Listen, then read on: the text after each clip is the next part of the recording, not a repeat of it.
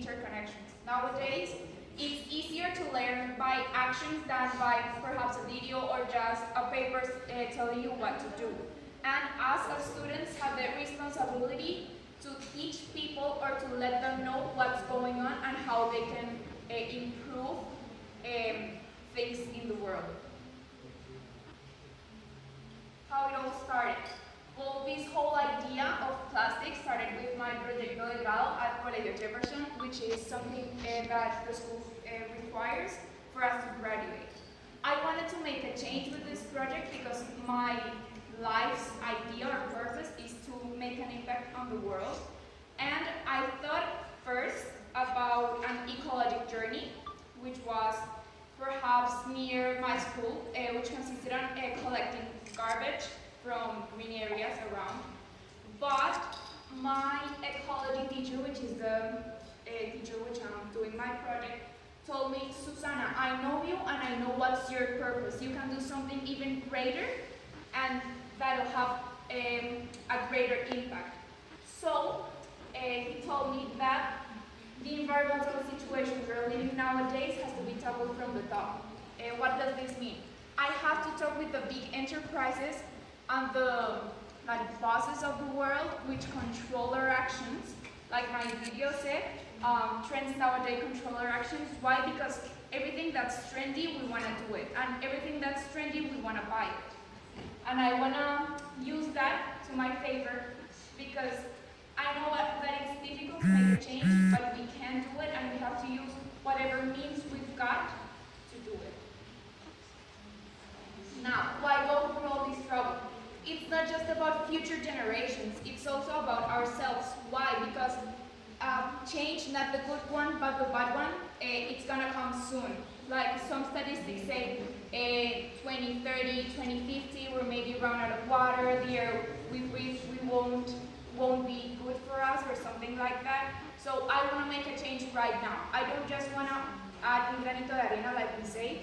I want to do something greater. I know that that also helps, but I want to attack the issue from the top. I want to talk with the enterprises and tell them, hey, we can find alternatives of using plastic, wasting water, or anything of that sort. So that's why I will go through all this trouble. I have to be selfless, and we all have to be selfless, because the issue that's presented, that I'm going to tell you about later, it's going to someday ruin us. I don't want to sound pessimistic, but it is.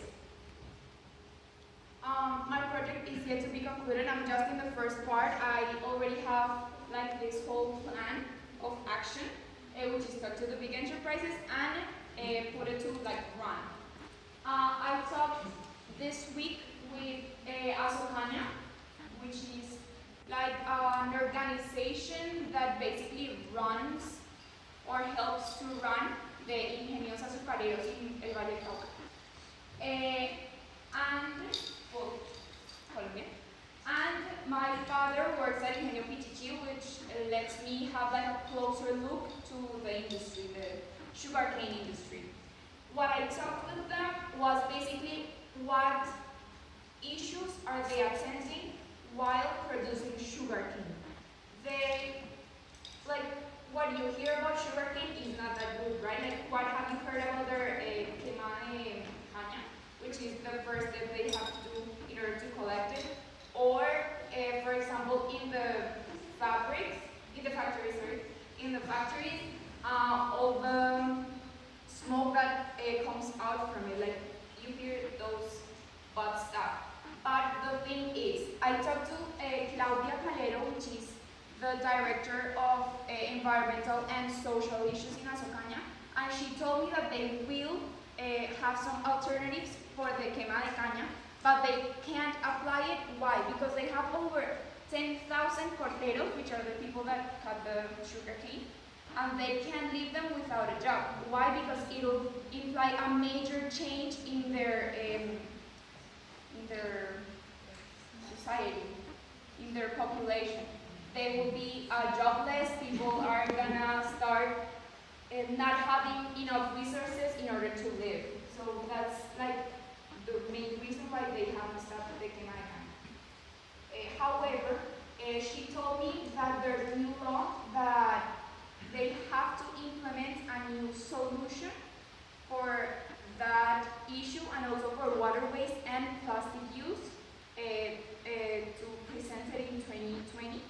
because like it's an imminent thing that we have to attend to. And they are working on it. I was also wondering if I could work alongside with them, like to just know about it more and maybe go to other enterprises and try to introduce it to their field work. So I'm gonna see what I can do about it, but currently this is just words coming out of my mouth. I haven't made any actions about it. Which global issue am I attending? I'm attending mainly water and plastic waste and also environmental awareness. Why? Because I want to make those enterprises know what they are doing to planet Earth and also try and have some alternatives in order to like make the world a better place without altering our day-to-day basis and without altering like their product as a whole. Because I am a believer that we can work with our capitalist economic program or values. With environmental issues, and that we can like get to a balance that will make the world a better place. My long-term objective is to save the world while it's still possible without excessively compromising the corporate world and our day-to-day routine. That's what I just explained to you, like compressed in a phrase. You already saw my video, right? Now, in order for you to know why I'm working with ecology, it's because of this reason. What is ecology? Ecology is basically a 3D model which combines biotic, abiotic, and social factors. Those separately don't make ecology, but are a part of this whole branch, which is ecology. They work together. Why? The biotic factors are mostly living things, so like animals, plants, and partly us. But we also confirm the social part, which is our interconnections, our economics, our politics, and all of these issues that also can be against or for biotic factors. And abiotic factors are non-living things such as water, for example, which is one of my main issues. Oh, why is ecology important? Because ecology is the study of all of these that I have mentioned to you. Without ecology, we won't be able to understand what issues do we have to attend and what our environment is and the environmental issues that come with it. Corporate activism. Corporate activism is what I want to look forward to. Why? Because corporate activism also works with the business industry. This is not a radical activism, like I don't want to go to an enterprise and tell them stop producing your products, but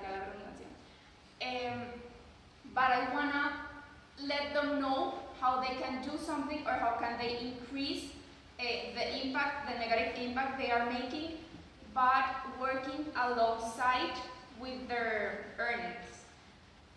What I am implying is that I want to still be productive and earn, but I also want to work with the environment. So I want to make products that are not as harmful as some of them are. Or for example, make an alternative for packaging, or I don't know, stop selling the disposable plastics that we use, like forks or knives that are made out of plastic, which are very contaminating, or something like that. But I don't just want to make a short-term change. I want to make a long-term change, working alongside with these enterprises. And I want to use, for example, social media to send my message.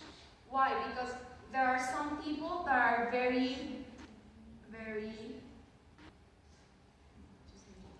that impact very much in society, which if they just tell you like stop buying this, they will.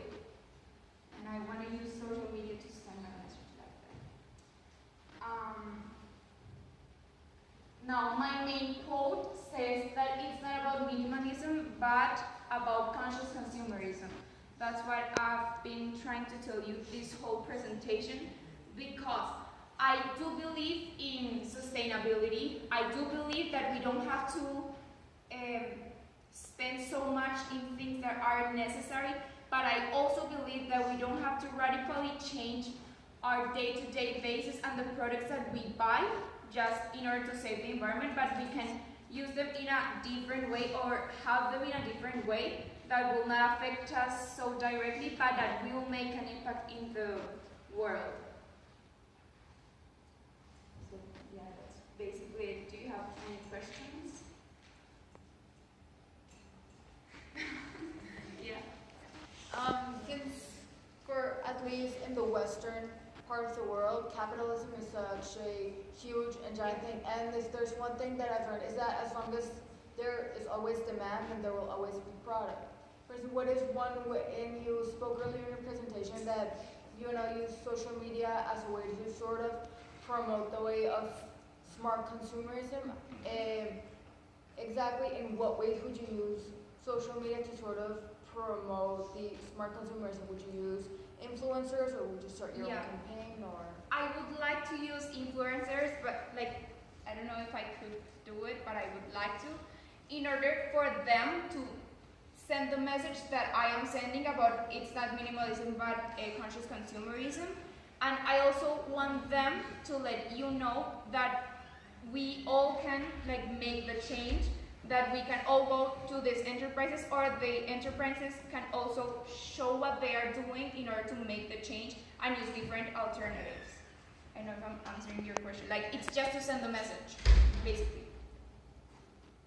Yeah. This isn't really a question, but just to let you know, you should write down the circular economy, and you should look at the Ellen MacArthur Foundation, because exactly what you're talking about is a new phenomenon, basically, in the world of how we can change the linear economy into a circular economy. So I'm not sure if you learned a lot about that, but that's basically what your project is. And there actually are a lot of big companies here in Colombia, if you guys didn't know, that are trying to change their ways.